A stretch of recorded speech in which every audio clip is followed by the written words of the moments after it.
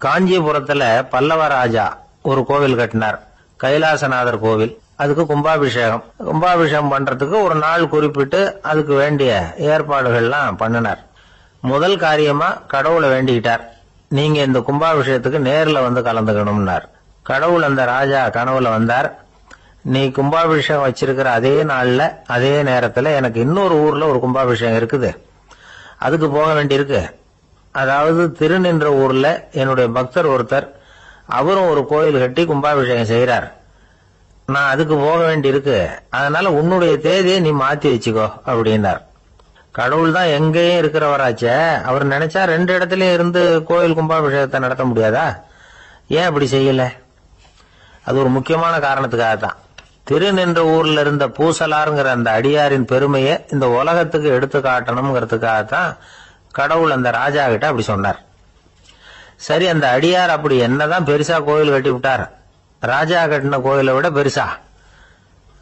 அவர் கட்டினது கருங்கல்லாலேயோ மண்ணாலேயோ மரத்தாலேயோ இல்ல. அவர் கட்டின கோயில் வேற மாதிரி.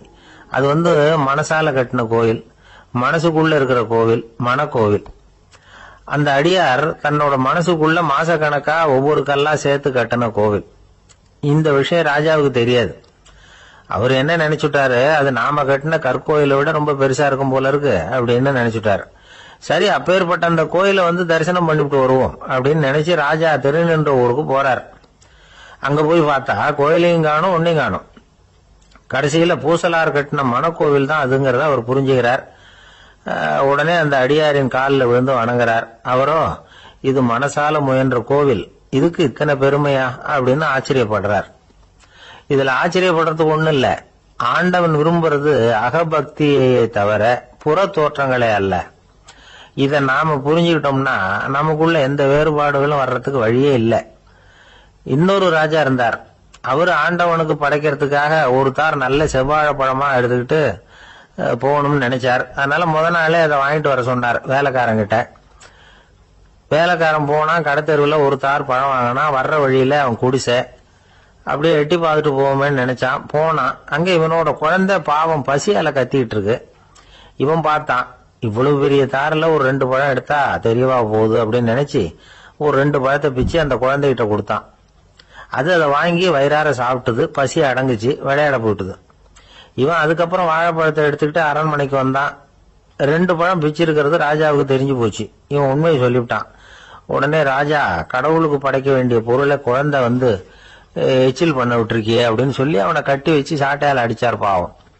மறுநாள் பழத்தை கோயிலுக்கு எடுத்துட்டு போனார். கடவுள் முன்னாடி வச்சார். கடவுள் கண்ணை திறந்து பார்த்தார், பழம்லாம் அழுகி இருக்குது. என்ன இது அழுகி போன பழம் அப்படின்னார். ராஜா முழிச்சார். நல்லா தானே இருந்தது அப்படின்னு நினைச்சார். அப்போ கடவுள் அந்த ராஜா கிட்ட சொன்னாராம், இத பார்ப்பா, இந்த தாரில் 2 பழம் தான் நல்ல பழம், அந்த 2 பழங்களையும் நேத்துக்கே நான் சாப்பிட்டு விட்டேன் அப்படின்னாராம். அப்பதான் ராஜாவுக்கு புரிஞ்சுது, ஏழை குழந்தையின் பசியை தீர்க்கறதுக்காக உதவுன அந்த 2 பழம் தான் இறைவன் சாப்பிட்ட பழம்னு. இறைவன் இருக்கிற இடம் எது? இதுதான். இமயமலை அடிவாரத்துல ஒரு மடம். அங்க ஒரு சன்னியாசி இருந்தார். அவர்கிட்ட ஒருத்தர் வந்தார். சுவாமி, ஆசைய உதற நினைக்கிறேன், முடியல, ஊட்டிக்கிட்டே வருது அப்படின்னாராம். இப்படி உட்கார, ஒரு கதை சொல்றேன் அப்படின்னு சொல்லி அவர் சொல்ல ஆரம்பிச்சாராம். அவர் சொன்ன கதை என்னன்னா, ஒரு ஊர்ல ஒரு ஆள் இருந்தான். அவன் பேரு குப்புசாமி. அவன்கிட்ட எப்பவும் ஒரு பழைய தொப்பி இருக்கும், விடவே மாட்டான். அதனால அவனை எல்லாரும் தொப்பி சாமி அப்படின்னு தான் கூப்பிடுறது வழக்கம். ஒரு புது தொப்பி வாங்கிக்கப்படாதாப்பா அப்படின்னு நண்பர்கள்லாம் சொல்லி பார்த்தாங்க. பணத்துக்கு எங்க போவேன் அப்படின்னு விட்டானா. பணம் வச்சிருக்கான், செலவு பண்ண மனசு வரல. மகா கஞ்சன். பழைய பாட்டில்கள்லாம் வாங்கி வித்துக்கிட்டு இருந்தான். அப்படி ஒரு தடவை பழைய கண்ணாடி சாமான்களை ஏலத்தில் எடுத்தப்போ அதுல ஒரு அருமையான சென்ட் பாட்டில் கிடைச்சது. உடனே ஒரு ஐடியா பண்ணான். அந்த சென்ட்டை சின்ன சின்ன பாட்டில்கள்ல அடைச்சி ஜன்னல் ஓரமா அடுக்கி வச்சுட்டான். அதை வித்தா நிறைய பணம் கிடைக்குமே, அதனால. இதுக்கு இடையில ஒரு நாள் அவன் அப்படியே உட்காந்துருந்தான். அந்த நேரம் நண்பன் வந்தான். ஏண்டா, உன் பழைய தொப்பிய மாத்தப்படாதா? ஊர்ல எல்லாரும் கேலி பேசுறாங்களே உன்னை தொப்பி சாமின்னு அப்படின்னு சொல்லி கேட்டிருக்கான். இந்த சென்ட் பாட்டில் வித்ததும் பணம் வரும், அதுக்கப்புறம் பார்க்கலாம் அப்படின்னு நானா இவன். சரி வா, நீச்சல் குளத்துக்கு போயிட்டு வருவோம் அப்படின்னு கூப்பிட்டுருக்கான் நண்பன். 2 பேரும் போனாங்க. அதே நேரம் அந்த ஊர் நீதிபதியும் அங்க குளிக்க வந்தாராம். அவர்கிட்ட இருந்தது விலை வசந்த ஒரு புது தொப்பி. அதை அங்க இருந்த ஸ்டாண்ட்ல மாட்டிவிட்டு குளிக்க போனார். இதுக்கிடையில குப்புசாமி குளிச்சுட்டு வந்தான். அவனுடைய பழைய தொப்பியை காணல. அந்த புது தொப்பியை பார்த்தா இது நண்பனுடைய வேலை தான் அப்படிங்கறதாக புரிஞ்சுக்கிட்டு அதை எடுத்து மாட்டிட்டு வந்துட்டான். நீதிபதி குளிச்சுட்டு வந்து பாக்குறாரு, தொப்பியை காணும். போலீஸ்ல புகார் கொடுத்தார். அவங்க வந்து தேடினாங்க. ஒரு மூலையில பழைய தொப்பி கிடைச்சது. அடடா, இது நம்ம குப்புசாமியோட தொப்பி இல்லையா அப்படின்னு நானா ஒருத்தன். உடனே அவன் வீட்டுக்கு தேடிட்டு போயிருக்காங்க. அங்க போய் பார்த்தா புது தொப்பி அங்க இருக்குது. உடனே அவனுக்கு 1000 ரூபாய் அபராதம் போட்டாங்களாம். அவன் பணத்தை கட்டிவிட்டு ரொம்ப எரிச்சலோட வீட்டுக்கு வந்தான். பழைய தொப்பி கண்ணுல பட்டது. மறுபடியும் உன்னால தானே எனக்கு 1000 ரூபாய் நஷ்டம் அப்படின்னு சொல்லி அதை எடுத்துக்கிட்டு அப்படி போயிருக்கான். அந்த ஊர் குளத்துல வீசி எரிஞ்சுட்டு வந்துட்டான். அது மீன் பிடிக்கிற ஒருத்தன் கையில சிக்கிச்சு. அவன் வர்ற வழியில அதை எடுத்து வேகமா வீசி எறிஞ்சான். அது நேரா குப்புசாமி வீட்டு ஜன்னல் வழியா உள்ள வந்து இந்த சென்ட்டு பாட்டில்கள் மேல விழுந்து எல்லாம் உடஞ்சி நொறுங்கி போச்சு. குப்புசாமி பார்த்தான். தோட்டத்துல ஆழமா ஒரு குழியை வெட்டினான். அந்த தொப்பியை போட்டான், மூடிவிட்டான். இதை அடுத்த வீட்டுக்காரன் பார்த்தான். ஏதோ புதையல் தான் வச்சிருக்கான் போல இருக்குன்னு நினைச்சான். போலீஸ்ல போய் புகார் கொடுத்துட்டான். மறுபடியும் போலீஸ் குழியை தோண்டினாங்க. பழைய தொப்பி மறுபடியும் வெளியில வந்தது. எல்லாரும் சிரிக்கிறாங்க. அன்னைக்கு ராத்திரியே அந்த தொப்பியை எடுத்துக்கிட்டு நேரா புறப்பட்டான். ஒரு கல்லுல அதை சேர்த்து கட்டி குடிநீர் தொட்டி இருக்கும்ல, அதுல போட்டுட்டு வந்துட்டான். இனிமே என்ன பண்ணும் பாப்போம்னு. ஒரு நாள் திடீர்னு குழாயெல்லாம் அடைப்பட்டு போச்சு. மாநகராட்சி அலுவலர்கள் வந்து என்னன்னு பார்த்தா அந்த பழைய தொப்பி குழாயை அடைச்சிக்கிட்டு இருக்குது. இது குப்புசாமியோட தொப்பிங்கிறது தான் எல்லாருக்கும் தெரியுமே. உடனே குடிநீரை வந்து பாழாக்கணத்துக்காக குப்புசாமிக்கு கோர்ட்டு 2500 ரூபாய் அபராதம் போட்டுட்டுது. அதையும் கட்டிவிட்டு வெளில வந்தான். கடைசியா முடிவு பண்ணான். ஒரு நெருப்பு குச்சியை கிழிச்சான். தொப்பியை கொளுத்தினான். எரிஞ்சது. எடுத்து வெளில எரிஞ்சான். கொஞ்ச நேரத்துல தீ அணைப்பு படம் வந்துட்டுது. ஆமா, இவன் எடுத்து எரிஞ்சது வெளியில விழுந்து வீட்டு கூரையே பத்திக்கிட்டு எரிய ஆரம்பிச்சுட்டுது. அவனோட பணத்தாசையும் அதோட சேர்ந்து எரிஞ்சு போச்சான். இப்படி ஒரு கதை. இந்த கதையை சொல்லி முடிச்சார் அந்த இமயமலை அடிவாரத்துல இருந்த சன்னியாசி. இப்ப அந்த குப்புசாமி எங்க இருக்கிறான்னு கேட்டார் எதிரில இருந்தவர். இதோ உன் எதிரிலே இருக்கிறான், நான் தான் அந்த குப்புசாமி அப்படின்னாராம் அந்த சன்னியாசி. அந்த குப்புசாமி கிட்ட இருந்தது மாதிரி ஒரு பழைய தொப்பி நம்ம ஒவ்வொருத்தர்கிட்டே உண்டு. அதை எப்படி தொலைக்கிறதுன்னு தெரியாம தடுமாறிக்கிட்டு இருக்கிறோம். அது என்ன தொப்பிங்கிறீங்களா? அதுதான் நம்மை சூழ்ந்திருக்கிற மாயை அப்படிங்கிறார் சுவாமி சின்மயானந்தர். மெய்ஞானம் கிடைக்கிறப்போ மாயை வந்து எரிஞ்சு போகும் அப்படிங்கறது அவருடைய கருத்து. நம்மால் ஒருத்தர் வேகமா ஓடி வந்தார். காலில் மாட்டியிருந்த பழைய செருப்பு 2 ஆவேசமா தூக்கி ஒரு கிணத்துல போட்டுட்டு வெறுங்காலோட நடந்து வந்துகிட்டு இருக்கிறார். ஏன் அப்படி பண்ணீங்க அப்படின்னு கேட்டோம். அந்த செருப்புக்கு சொந்தக்காரன் வந்து பின்னாடி வந்துகிட்டு இருக்கிறான், அதனால அப்படி பண்ணேன் அப்படிங்கிறார் இவர். இன்பம் துன்பம் இது ரெண்டும் சேர்ந்ததுதான் வாழ்க்கை. இது எல்லாரும் சொல்லிட்டு இருக்கிற ஒரு உண்மை. அது சரி, இது ரெண்டும் வர்றதுக்கு என்ன காரணம்?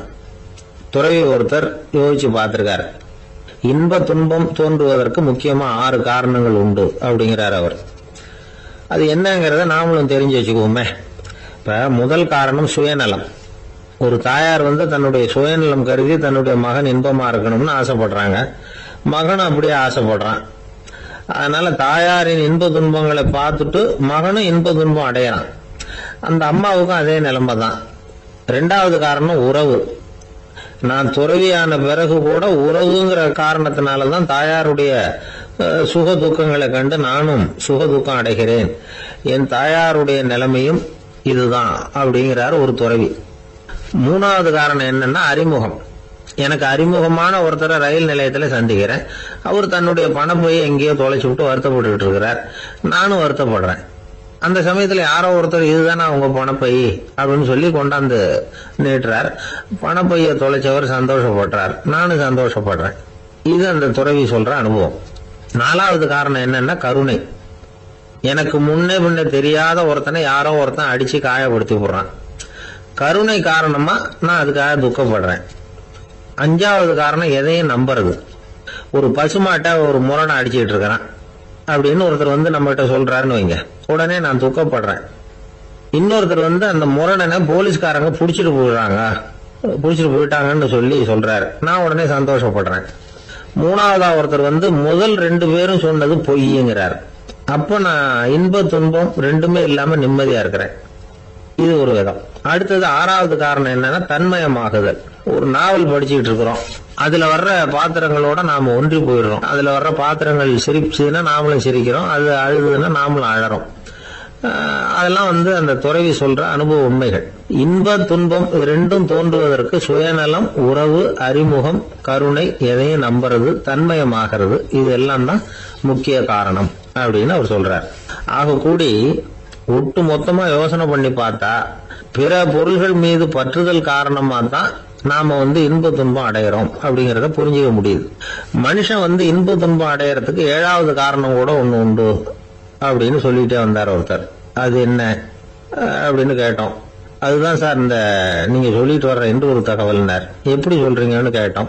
இன்று ஒரு தகவல் கேட்க ஆரம்பிக்கிறப்போ மனசுல இன்பம், ஆரம்பிச்ச உடனே இது ஏற்கனவே கேட்ட சமாச்சாரமாச்சே அப்படின்னு நினைக்கிறப்போ துன்பம் அப்படின்னு அதுக்கு ஒரு விளக்கம் கொடுத்தார். ஒரு ஆள் இருந்தார். அவரு தன்னை ஒரு குருன்னு சொல்லிக்கிட்டார். மௌன குரு, வாயே திறக்கிறது இல்ல. அவருக்கு 2 சீடர்கள் உண்டு. இவங்க தான் வர்றவங்க கிட்ட பேசுவாங்க, விளக்கம் கொடுப்பாங்க. ஒரு நாள் இந்த சீடர்கள் 2 பேரும் எங்கேயோ வெளியில போயிட்டாங்க. அந்த நேரம் பார்த்து ஒருத்தர் அங்க வந்தார். குரு கிட்ட போனார். குருவே, புத்தர்னா என்னன்னு கேட்டார். குருவுக்கு ஒன்னும் புரியல. அவர் உண்மையான குருவா இருந்தாவில புரியும். அவர் திருன்னு முழிக்க ஆரம்பிச்சுட்டார். இந்த நேரம் பார்த்து இந்த சீடர்கள் எங்கேயோ போயிட்டாங்களே, என்ன பண்றது, உதவிக்கு யாராவது கிடைக்க மாட்டாங்களா அப்படின்னு அப்படியே சுத்தி பாக்குறார். அங்க பாக்குறார். வந்தவர் இதை கவனிச்சார். ஏதோ புரிஞ்சுக்கிட்ட ஒரு மாதிரி அடுத்த கேள்வி கேட்டார். தர்மம்னா என்ன சுவாமின்னார். குருவுக்கு ரொம்ப சங்கடமா போச்சு. நம்ம நிலைமை இப்படி ஆயிட்டுதே, இக்கட்ல மாட்டிக்கிட்டோமே அப்படின்னு நினைச்சபடியே விட்டத்தை பார்த்தார். அப்புறம் குனிஞ்சு தரைய பார்த்தார். அப்படியே உட்காந்துக்கிட்டார். வந்தவர் உடனே அடுத்த கேள்விக்கு போயிட்டார். தியானம்னா என்ன சுவாமின்னார். பாவம் என்ன பண்ணுவார் அந்த குரு, பேசாம கண்ணை கெட்டியா மூடிக்கிட்டார். இது ஏதடா வம்பா போச்சுன்னு. இவர் இப்படி பண்ணா கூட வந்தவர் சளைக்கல. இன்னொரு கேள்வியும் கேட்டார். ஆசீர்வாதம்னா என்ன அப்படின்னார். இவர் பார்த்தார். இப்படியே போனா இவர் கேள்வி கேட்கறத நிறுத்த மாட்டார் அப்படின்னு நினைச்சுக்கிட்டு எனக்கு ஒண்ணுமே தெரியாதுங்கிற பாவனையில 2 கையையும் விரிச்சு காட்டினார். வந்தவர் முகத்துல மகிழ்ச்சி, மன நிறைவு, ஏதோ எல்லாம் புரிஞ்சுக்கிட்ட ஒரு மாதிரி அங்கிருந்து புறப்பட்டு போனார். வழியில அந்த குருவோட சீடர்கள் 2 பேரையும் சந்திச்சார். உங்க குருவை தான் பாத்துட்டு வரேன்னாரு. இவரு என்ன நடந்ததுன்னு கேட்டாங்க. இவர் வரமா சொல்றார். உங்க குரு எவ்வளவு பெரிய ஞானி தெரியுமா? புத்தர்னா என்னன்னு கேட்டேன். அதுக்கு அவர் அப்படியும் இப்படியும் பார்த்தார். அதுக்கு என்ன அர்த்தம் தெரியுமா? மக்கள் புத்தரை அங்கேயும் இங்கேயும் தேடுறாங்க. உண்மையில அவர் அங்கேயும் இங்கேயும் தேடி கண்டுபிடிக்க முடியாது அப்படிங்கறத அவர் செய்கை மூலம் உணர்த்தினார். அதுக்கப்புறம் தர்மம்னா என்னன்னு கேட்டேன். அவர் மேலையும் கீழையும் பார்த்து தர்மம் சமமானது, அதுல உயர்வு தாழ்வு இல்லைங்கிறத உணர்த்தினார். அதுக்கப்புறம் தியானம்னா என்னன்னு கேட்டேன். கண்ணை மூடிக்கிட்டார். கண்ணை மூடி காணுகிற அற்புதம் அது அப்படிங்கறத புரிஞ்சுக்கிட்டேன். கடைசியா ஆசீர்வதிக்கப்படுறது பத்தி கேட்டேன். கைகளை நீட்டி உதவுறது தான் அது அப்படிங்கறத தன்னுடைய இருகை விரிச்சு உணர்த்தினார். எவ்வளவு பெரிய மகான் அவரு அப்படின்னு சொல்லிவிட்டு அவர் பாட்டு போயிட்டார். சீடர்கள் அதுக்கப்புறம் மெதுவா குரு கிட்ட சேர்ந்தாங்க. அவங்கள பார்த்ததும் குருவுக்கு கோபம் வந்துட்டுது. அடே பாவிகளா, எங்கடா போய் தொலைஞ்சிங்க, நான் ஒரு ஆளுகிட்ட மாட்டிக்கிட்டு என்ன பாடுபட்டிருக்கேன் தெரியுமான்னார். இது மாதிரிதான் நாம சாதாரண மனிதர்களின் புற வேடங்களிலேயே மயங்கி போயிடுறோம். அவங்க பேச்சு, செய்கை, பார்வை இதுல எல்லாம் ஏதோ பெரிய தத்துவம் இருக்கிறதாக நினைச்சுக்கிறோம். உண்மையிலேயே அந்த தத்துவங்கள் யாருக்கு சொந்தம்? அவங்களுக்கு இல்ல, நமக்கு தான் சொந்தம். நாம தானே அதை கற்பிச்சுக்கிட்டோம். நாம அடையாளம் கண்டுக்கிறது இல்ல, நாம யாருங்கிறது நமக்கு புரியறது இல்ல. அதுதான் இன்னைக்கு நடக்கிறது. அதனாலதான் அடுத்தவங்களை தேடி ஓடிட்டு இருக்கிறோம். சில வீடுகளில் கூட இது மாதிரி சைகைகள் உண்டு. சில குடும்ப தலைவர்கள் தினமும் காலையில கண்ணை கெட்டியா மூடிக்கிட்டு கை 2ஐயும் சுத்தமா விரிச்சு வச்சுக்கிட்டே உட்காந்து தியானம் பண்றது வழக்கம். எதுக்காக அப்படி பண்றீங்கன்னு ஒருத்தர் பார்த்து கேட்டேன். இந்த மாசம் வாங்கின சம்பளம் பூரா தீர்ந்து போச்சு, இனிமே என் கையில சுத்தமா ஒண்ணும் இல்ல, புதுசா எதுவும் செலவு வச்சுடாதே அப்படிங்கறத அப்படி உள்ளங்கை 2ஐயும் விரிச்சு காட்டி அவங்களுக்கு உணர்த்துறேன் அப்படின்னார். துஷ்டரை கண்டால் தூர விலகு, இப்படி ஒரு பழமொழி உண்டு. எதுக்காக இப்படி சொல்லி வச்சாங்க? துஷ்டன் ஏதாவது தொந்தரவு கொடுப்பான், அதனால அவனை கண்டா பயந்துகிட்டு ஓடி ஒளிஞ்சுக்கோ அப்படின்னா இதுக்கு அர்த்தம் அப்படி இல்ல. ஒரு துஷ்டன் கிட்ட நெருங்கி போறோம்னு வச்சுக்கோங்க, அவன் நமக்கு கெடுதலான ஆலோசனைகள் எதையும் சொல்லலாம், அல்லது அவன் தீய உணர்வுகள் உள்ளவனா இருக்கலாம், அல்லது தீய செயல்கள் செய்யக்கூடியவனா இருக்கலாம், அல்லது தீய நட்புனால அவன் ஏற்கனவே கெட்டு போனவனா கூட இருக்கலாம். இப்படிப்பட்டவனை நெருங்கி போனா அவனோட பாதிப்பு நமக்கும் வந்துடும். அதனால விலகி போ அப்படின்னு சொல்றாங்க. இதையே கொஞ்சம் விவரமா இப்ப பாப்போமே. இப்ப இந்த துஷ்டர்களை 4 வகையா பிரிக்கிறாங்க. இந்த 4 வகைக்கும் உதாரணம் வேணும்னா வேற எங்கேயும் போக வேண்டியதில்லை, மகாபாரதத்தை பார்த்தாவே போதும். அதுல இந்த 4 வகையான தீயோரும் வர்றாங்க. முதல் வகைக்கு உதாரணம் சகுனி. இவன் மனசுல எப்பவும் தீய எண்ணங்கள் தான் நிறைஞ்சி இருக்கும். கனவுல கூட தீய ஆலோசனைகள். யாராவது ஒருத்தர் நல்லபடியா வாழ்ந்தா அதை இவனால சகிச்சுக்க முடியாது. இப்படிப்பட்டவனோட நெருங்கிய தொடர்பு துரியோதனனுக்கு கிடைச்சது. துரியோதனன் எப்படின்னா அவன் ஏற்கனவே தீய காரியங்கள் செய்யறதுக்கு தயங்காதவன். அப்படிப்பட்டவனுக்கு தீய போதனைகள் செய்யறதுக்கு சகுனி உதவுனா. இந்த 2 பேரோட சகவாசம் இன்னொருத்தனுக்கு கிடைச்சது. அவன் யாருன்னா துச்சாதனன். அவன் தீய நடத்தை உள்ளவன். இந்த 3 பேரும் ஒண்ணு சேர்ந்தா என்னத்துக்கு ஆகும்? உலகமே கெட்டு போடும்ல. இந்த 3 துஷ்டர்களோட நல்லவன் ஒருத்தன் வந்து சேர்ந்தான். அவன் தான் கர்ணன். கர்ணன் இயல்பாவே உத்தம குணம் உள்ளவன். அவன் நல்லவங்களோட சேராம இப்படிப்பட்ட கெட்டவங்க கிட்ட நட்பு வச்சுக்கிட்டான். அதனால அவனும் தீய செயல்கள்ல ஈடுபடுறது மாதிரி ஆயிடுது. துரியோதனனுடைய நண்பனா அவனுடைய ஆதரவுல வளர்ந்ததுனால அவனுக்கு துணையா இருக்க வேண்டி இருக்குது அப்படின்னா. நட்பு உரிமையினால உதவி புரிய வேண்டியது சரிதான், அது தப்புன்னு சொல்ல முடியாது. இருந்தாலும் தீய செயல்களுக்கு உதவி செய்யறது சரியில்லை. புத்தி பலம் புஜ பலம் எல்லாம் இருந்தா கூட தெய்வ பலம் இல்லைன்னா ஜெயிக்க முடியாது. கர்ணன் மகா வீரன். இருந்தாலும் கடைசியில் அவன் கதி என்னாச்சு? அவங்ககிட்ட எல்லா நல்ல குணங்களும் இருந்தது. இருந்தாலும் ஏன் இப்படி ஆச்சு? தீயவர்களுடைய சேர்க்கை தான் காரணம். அவங்களோட சேர்ந்ததுனால இவனையும் அப்படியே நினைக்க ஆரம்பிச்சுட்டாங்கல்ல.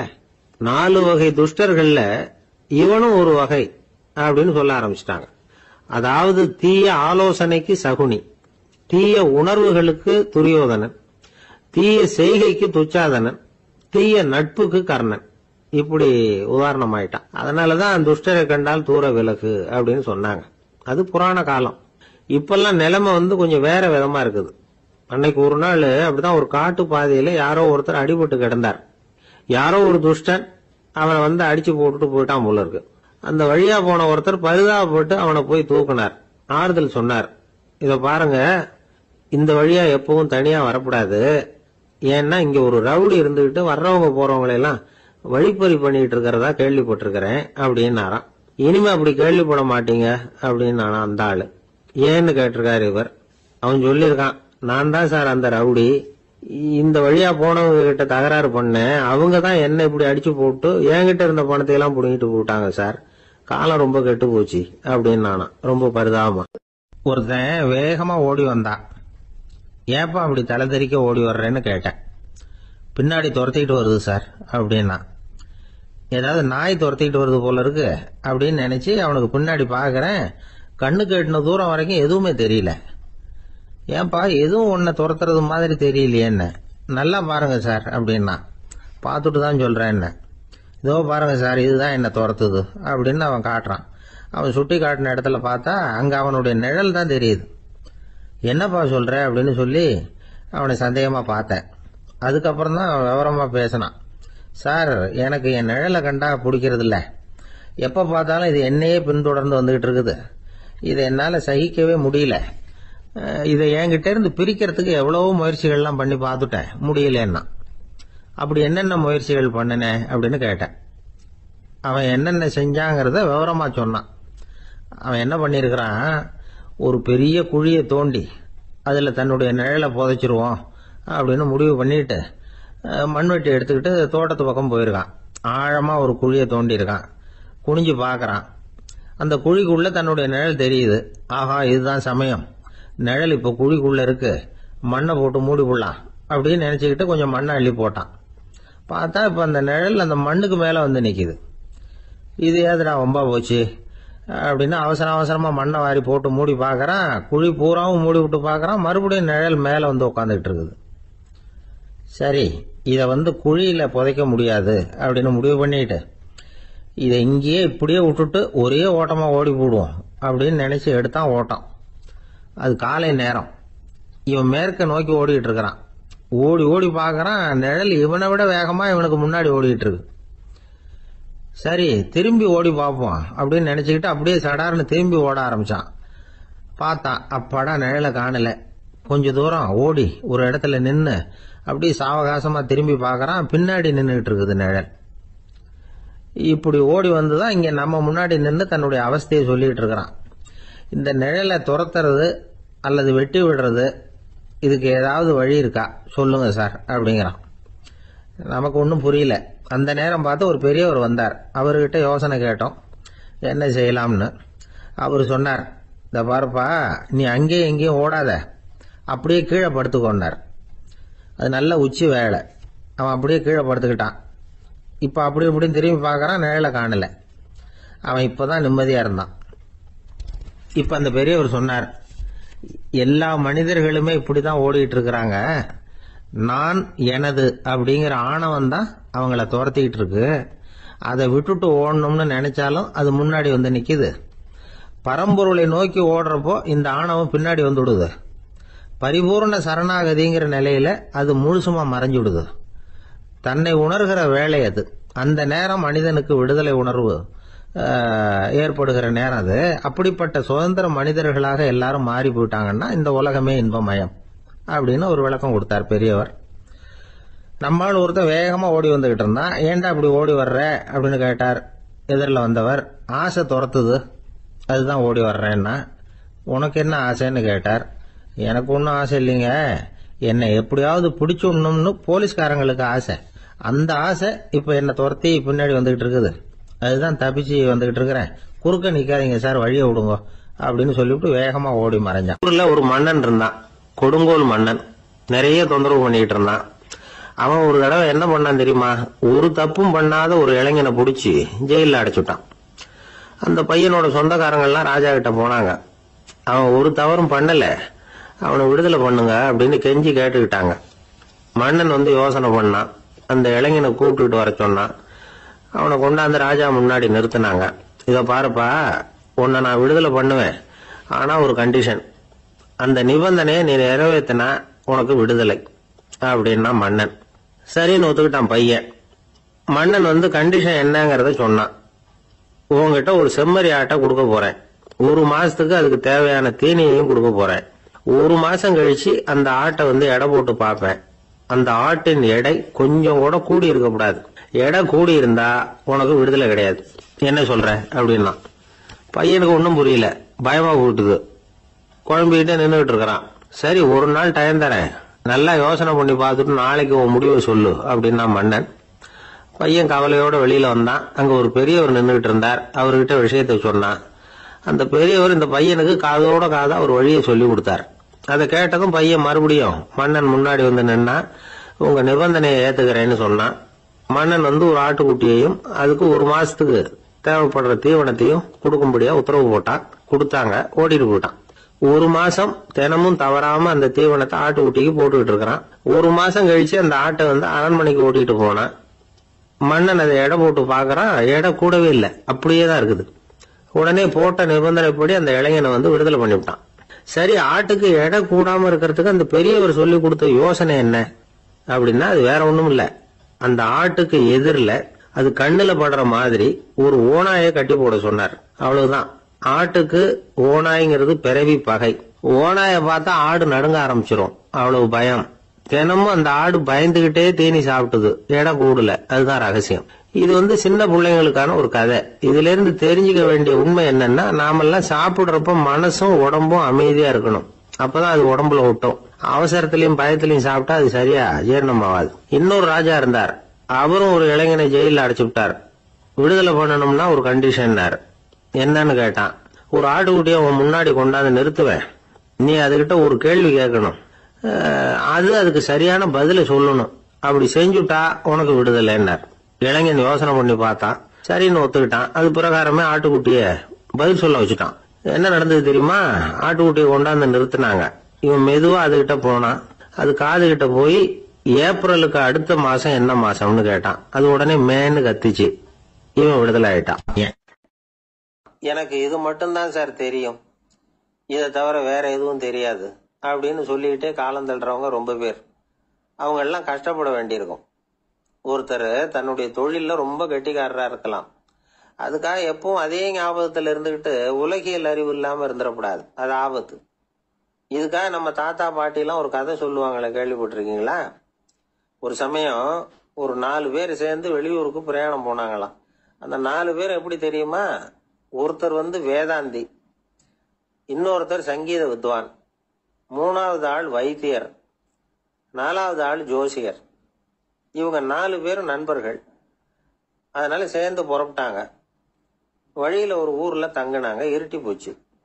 அதனால இன்னைக்கு ராத்திரி இங்கேயே தங்கி இருந்துட்டு நாளைக்கு புறப்படலாம் அப்படின்னு தீர்மானம் பண்ணாங்க. சாப்பாட்டுக்கு என்ன பண்றது? அங்கேயே கடத்தெருவுக்கு போய் சாமான்லாம் வாங்கியாந்து சமைச்சு சாப்பிடலாம்னு முடிவு பண்ணாங்க.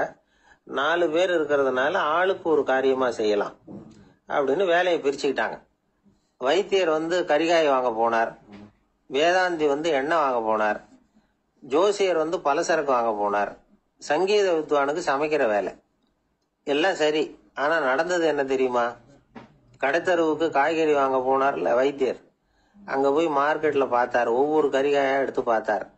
இது பித்தம், உடம்புக்கு ஒத்துக்காது, இது வாயு, உடம்புக்கு ஒத்துக்காது அப்படின்னு ஒவ்வொன்னா தள்ளினார். கடைசியில ஒண்ணுமே தேரல, வெறுங்கையோட திரும்பி வந்துகிட்டு இருக்கிறார். எண்ணெய் வாங்க போனார வேதாந்தி, அவர் ஒரு தொன்னையில எண்ணெயை வாங்கினார். பேசாம அதை எடுத்துட்டு வர வேண்டியது தானே, முடியல. அவருடைய வேதாந்த மூளை சிந்திக்க ஆரம்பிச்சுட்டுது. இந்த தொன்னைக்கு எண்ணெய் ஆதாரமா அல்லது எண்ணெய்க்கு தொன்னை ஆதாரமா அப்படிங்கிற ஆராய்ச்சியில இறங்கினார். என்னாச்சு தெரியுமா? அப்படி கவுத்து பார்த்தார். வாங்கின எண்ணெய் பூராவையும் வழியில கொட்டிவிட்டு வெறும் தொன்னையோட சேர்ந்தார். பலசரக்கு வாங்க போனார ஜோசியர், அவரு ஒரு வழியில பார்த்தாரு. வழியில வந்தவங்களெல்லாம் அங்கங்க ஒரு மரத்தடியில உட்கார வச்சு அவங்களுக்கெல்லாம் ஆர்வம் சொல்ல ஆரம்பிச்சுட்டார். அப்படி ஒவ்வொருத்தரா சொல்லி முடிச்சுட்டு கடத்தருக்கு போய் சேர்ந்தாரு. இவர் அங்க போய் சேர்றதுக்குள்ள ரொம்ப நேரம் ஆயிட்டுது. கடையெல்லாம் பூட்டிவிட்டு போயிட்டாங்க. என்ன செய்யறது? அவரும் வெறுங்கையோட திரும்பி சேர்ந்தார். சரி, இவங்க கதை தான் இப்படி ஆச்சு. அங்க சமைக்கிறதுக்காக உட்கார்ந்து இருந்தாரு சங்கீத வித்வான். அவரு கதை என்னாச்சு தெரியுமா? அங்க அவர் அடுப்பை பத்த வச்சு ஒலைய கொதிக்க வச்சார்.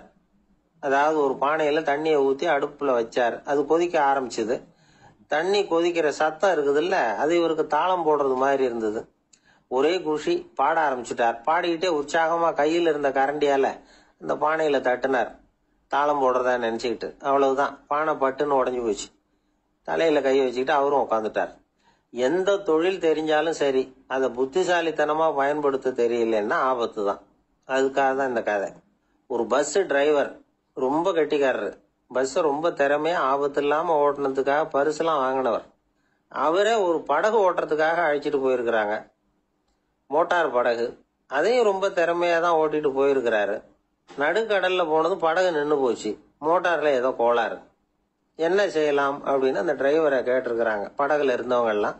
அப்போ அவர் சொன்னாராம், கவலைப்படாதீங்க, ஒன்னும் பிரச்சனை இல்லை, எல்லாரும் கொஞ்சம் கீழே இறங்கி பின்னாடி தள்ளுங்க, மோட்டார் ஸ்டார்ட் ஆயிடும் அப்படின்னா. வயிறு பசிக்குதேங்கிறது சிலரோட கவலை, வயிறு பசிக்க மாட்டேங்குதே அப்படிங்கிறது சில பேரோட கவலை. 2 விதமான கவலைக்கும் வயிறு தான் காரணமா இருக்குது. வயிறு பசிச்சதுன்னா அது இயற்கை, வயிறு பசிக்கலைன்னா அது வியாதி. ஆனா பசியையும் நாம பசிப்பிணி அப்படின்னு தான் சொல்லுவோம். என்ன காரணம்? வியாதியை போக்க வேண்டியது எவ்வளவு முக்கியமோ அதை விட முக்கியம் பசியை போக்க வேண்டியது. ஒரு சமுதாயத்துல பசிப்புணியே இருக்கக்கூடாது, அதுதான் நல்ல சமுதாயம். பசியை போகணும்னா சாப்பாடு போடணும், பசியின்மையை போகணும்னா வைத்தியம் தான் பண்ணணும். இது சம்பந்தமா எவ்வளவோ ஆராய்ச்சிகள் நடக்குது, நிறைய மருந்து கண்டுபிடிச்சிருக்கிறாங்க. நம்ம உடம்புல பசியை தூண்டக்கூடிய பகுதி எது, இதை முதல்ல தெரிஞ்சுக்கணும் இல்லையா? நாம சாப்பிடுற ஆகாரம் செரிக்கிறதுக்கு எது காரணம் தெரியுமா? நம்ம மூளையோட பின்பகுதி தான் அதுக்கு காரணமா இருக்குதான். மூளையின் பின்பகுதியில நரம்பு செல்களால் ஆன 2 வகையான ஆரக்சின்கள் தான் பசியை உண்டாக்குது அப்படின்னு கண்டுபிடிச்சிருக்கிறாங்க. 2 ஆய்வாளர்கள் இதை கண்டுபிடிச்சிருக்காங்க. அவங்க 2 பேரும் டெக்சாஸ் பல்கலைக்கழகத்துல ஹார்வர்டு ஹக்ஸ் மருத்துவ கல்வி நிலையத்துல பணிபுரியறவங்களாம்.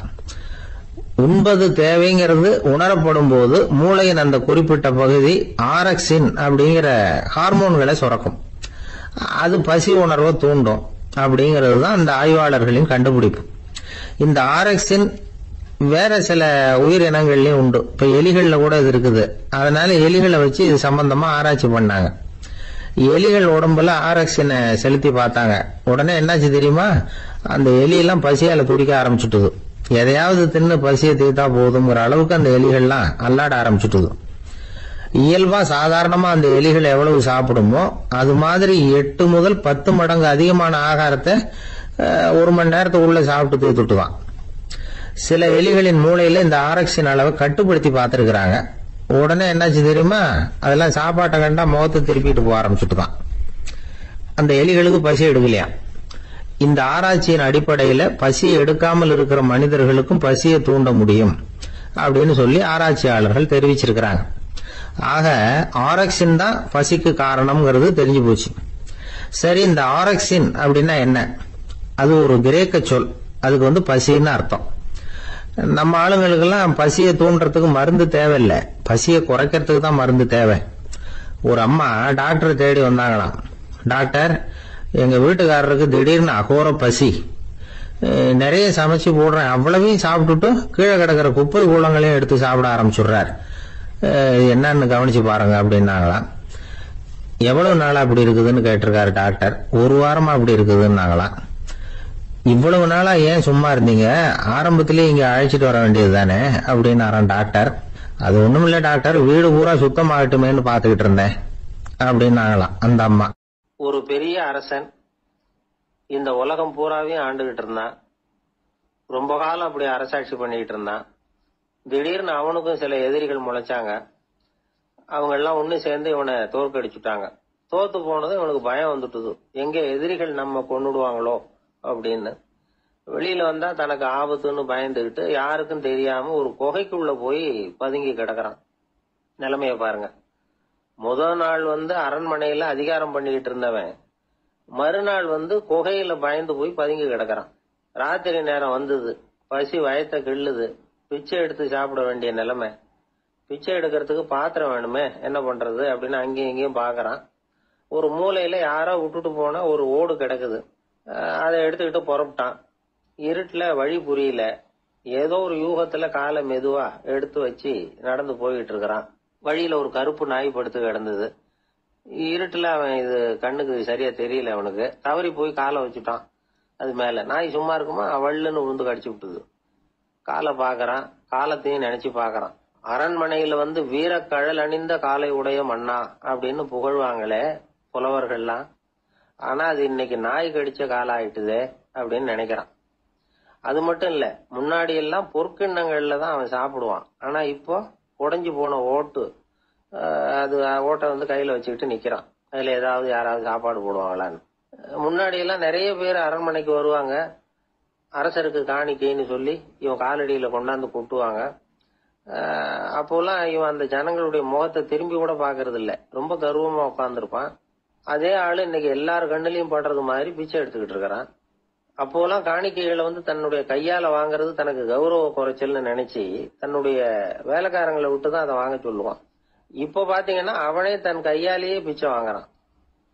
நினைச்சு பாருங்க, அந்த மனுஷன் முத நாள் அரசன், மறுநாள் பிச்சைக்காரன், எவ்வளவு வித்தியாசம். செல்வம் தான் இப்படி ஒரு வித்தியாசம் ஏற்படுறதுக்கு காரணம். அப்படிப்பட்ட செல்வம் வாழ்க்கையை நடத்துறதுக்கு நமக்கு தேவைதான். ஆனா அதையே நாம அடைய வேண்டிய பயனா நினைக்கிறோம் பாருங்க, அதுதான் வேடிக்கை. இத நம்மாழ்வார் அழகா ஒரு பாசுரத்துல சொல்றார். ஒரு நாயகமாய் ஓட உலகுடன் ஆண்டவர், கருணாய் கவர்ந்த காலர், சிதைகிய பானையர், பெருநாடு காண இம்மையிலே பிச்சைதாம் கொள்வர், திருநாரணன் தாழ் காலம் பெற சிந்தித்து உய்மினோ அப்படிங்கிறார் நம்மாழ்வார். ஒரு பெரிய பணக்காரர் ஒரு துறவிகிட்ட போய், சாமி என்கிட்ட நிறைய பணம் இருக்கு, இருந்தாலும் நிம்மதி இல்ல, என்னால நிம்மதியா இருக்க முடியல, என்ன காரணம்னு கேட்டாராம். உடனே அந்த துறவி இதுக்கு நேரடியா பதில் சொல்லாம பக்கத்துல நின்றுகிட்டு இருந்த ஒரு குழந்தைய கூப்பிட்டார். அது ஓடியாந்தது. ஒரு ஆப்பிள் பழத்தை எடுத்து அது கையில கொடுத்தார். அதை வாங்கிட்டு குழந்தை சிரிச்சுது. இன்னொரு பழத்தை எடுத்து கொடுத்தார். அதை இன்னொரு கையில வாங்கிட்டு சிரிச்சுது. மூணாவது ஆப்பிள் எடுத்து கொடுத்தார். 2 பழத்தையும் நெஞ்சில் அணைச்சிக்கிட்டு 3வது பழத்தையும் வாங்கறதுக்கு முயற்சி பண்ணிச்சு. ஆனா அது உடனே நழுவி கீழே விழுந்து உருண்டு ஓடிச்சு. ஏற்கனவே இருந்ததும் விழுந்துட்டுது. இப்ப அந்த குழந்தை அழ ஆரம்பிச்சுட்டுது. இப்ப அந்த துறவி பணக்காரர்கிட்ட சொன்னாராம், குழந்தைய கவனிச்சியா, 2 ஆப்பிள் போதும்னு அது நினைச்சிருந்தா இப்போ அது அழ வேண்டிய அவசியம் வந்திருக்குமா அப்படின்னாராம். எதுவுமே அளவுக்கு மிஞ்சினா துன்பம் தான். இந்த காலத்துல இதெல்லாம் யாரு காதுல வாங்குறாங்க? ஒருத்தனை நல்ல வழிக்கு கொண்டு வரணும்னு நினைச்சு அவனை கூப்பிட்டு உட்கார வச்சு இந்த கதையை சொல்லிட்டு இருந்தாங்க. சொல்லிவிட்டு அந்த குழந்தை செஞ்சது தப்பு தானே அப்படின்னு கேட்டிருக்கிறாங்க. ஆமா, தப்புதான், நானா இருந்தா அப்படி செஞ்சிருக்க மாட்டேன் நானா. இவன் 2 பழமே போதும்னு சொல்லிருப்பியா, அப்படின்னு கேட்டிருக்காங்க. அப்படி இல்லைங்க, அவர் கொடுக்க கொடுக்க ஒவ்வொரு பழமா வாங்கி பின்னாடி வச்சுட்டு மறுபடியும் கையை நீட்டுவேன் அப்படிங்கிறானு. இவெல்லாம் எந்த காலத்துல திருந்துறது? ஒரு சீன தேசத்து அரசர் இருந்தார். அவருக்கு வயசாயிட்டுது. அவருக்கு அடுத்தபடியா அவருடைய புள்ள பட்டத்துக்கு வரணும், ஆட்சி பொறுப்பை ஏத்துக்கணும். ஒரு நல்ல தலைவனுக்கு இருக்க வேண்டிய பண்புகள்லாம் தன்னுடைய மகனுக்கு இருக்கணும்னு விரும்பினார் அந்த அரசர். அதனால இளவரசனை பக்கத்துல இருந்த ஒரு குரு கிட்ட அனுப்புனார். இளவரசன் அவர்கிட்ட போய் சேர்ந்தான். அந்த குரு என்ன பண்ணாரு தெரியுமா? இவனை பார்த்து சொன்னார், இத பாருப்பா, நீ என்ன பண்ற, இப்பவே பக்கத்துல இருக்கிற காட்டுக்கு போ, நடு காட்டுல போய் ஒரு இடத்துல உட்காந்துக்கோ. அங்க என்னென்ன சத்தம்லாம் உன் காதுல விழுதுன்னு கவனிச்சு கேளு. உன் காதுல விழுந்த ஓசைகள் என்னென்னங்கிறத என்கிட்ட வந்து சொல்லு, அதுதான் எனக்கு தெரியணும், உனக்கு வேலையும் அதுதான் அப்படின்னு சொல்லி அனுப்பி வச்சுட்டார். இளவரசன் காட்டுக்கு போனான். குரு சொன்னபடியே ஒரு இடத்துல உட்காந்து கவனிச்சு கேட்டான். அதுக்கப்புறம் குரு கிட்ட திரும்பி வந்தான். என்னென்ன சத்தம்லாம் கேட்ட அப்படின்னு கேட்டார் குரு. குருவே, காட்டுல நான் பறவைகள் சத்தம்லாம் கேட்டேன், மிருகங்களின் ஓசையையும் கேட்டேன், இதை தவிர இடி மின்னல் மழை இதுகளோட சத்தத்தையும் கேட்டேன் அப்படின்னா. குரு யோசனை பண்ணார், நீ இன்னமும் சரியா கேட்கல, அதனால மறுபடியும் காட்டுக்கு போ, கொஞ்ச நாள் தங்கி இருந்து கேட்டுட்டு வா அப்படின்னார். இளவரசனுக்கு ஒன்னும் புரியல. இருந்தாலும் குருவின் கட்டளையாச்சே, மறுக்க முடியுமா? உடனே அவன் மறுபடியும் காட்டுக்கு போனா, ஒரு இடத்துல உட்கார்ந்தான். கொஞ்ச நேரம் உன்னிப்பா கவனிச்சு கேட்டான். சில நாள் கழிச்சு குரு கிட்ட திரும்பி வந்தான். குருவே, இந்த தடவை சில துல்லியமான சத்தங்களை எல்லாம் கேட்டான். தேனி பறக்கிற சத்தம், நீரோடையின் மெல்லிய ஓசை, இதெல்லாம் கேட்டேன்னா. குரு சிரிச்சார். நீ மறுபடியும் காட்டுக்கு போ, இன்னும் சில நாள் அங்க இரு, முழுமையா கவனமா கேட்டுட்டு வா அப்படின்னு சொல்லி அனுப்பி வச்சுட்டார். இளவரசனுக்கு குழப்பம் அதிகமாயிட்டுது. ஒண்ணுமே புரியல. மறுபடியும் காட்டுக்கு போனா, மௌனமா ஒரு இடத்துல உட்காந்துட்டான். அப்படியே தியானத்துல ஆழ்ந்துட்டான். சில நாள்ல அவனுக்கு இதுவரை கேட்காத ஓசைகள்லாம் கேட்க ஆரம்பிச்சுட்டு, இதைத்தான் நான் கேட்கணும்னு என்னுடைய குரு எதிர்பார்த்திருக்கிறாருங்கிறத புரிஞ்சுக்கிட்டான். உடனே குரு கிட்ட ஓடனான். குருவே, இந்த தடவை காதுகளுக்கு கேட்க முடியாத சில ஓசைகளை கூட என்னால உணர முடிஞ்சுது.